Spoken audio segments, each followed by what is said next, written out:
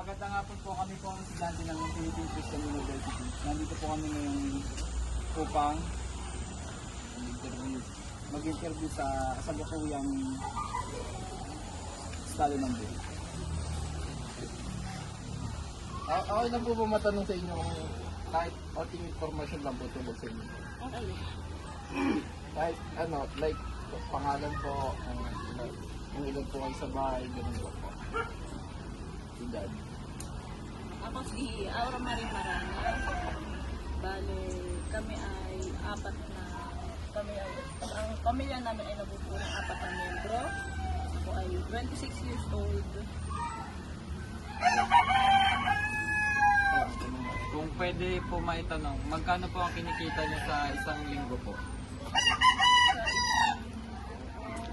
Sa isang linggo ang 2,000. So, sa 2,000 po, paano niyo po siya napapagkasya sa isang linggo sa panahon po?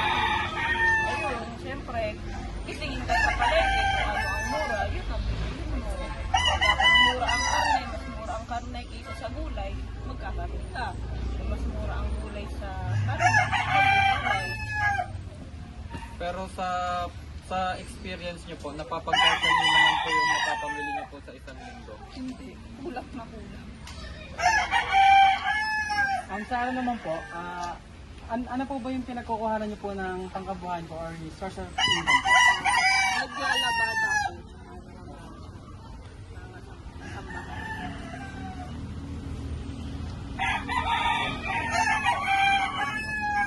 Sa ano po, sa kasalukuyan naman po, ano po yung kalagayan ng buhay at ano po yung karaniwang hamon na kinakaharap po sa pang-araw-araw? Ayun, sa financial nga, kasi nga kulang, tapos talagang tumataas na yung bilihin, tapos yung sahod, hindi naman malaki. Sa tingin niyo po, ang mga programa po ng gobyerno nakakatulong po ba?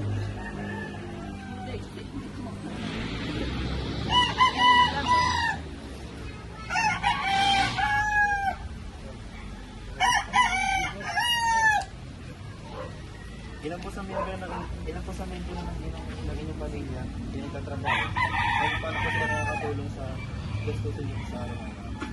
Bale, dalawa lang kami nung nag-party kami sa gastusin. Mas prioritize.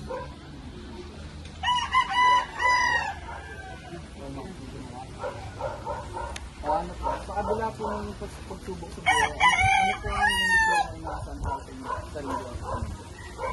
Sana maanuhan ng gobyerno na lumaki yung sahod, tapos yung mabilihin kahit pa paano, bumaba. So, yun lang naman po. Tapos yan po yung bigay namin po sa inyo. Sana po makatulong po sa inyo. Yun po.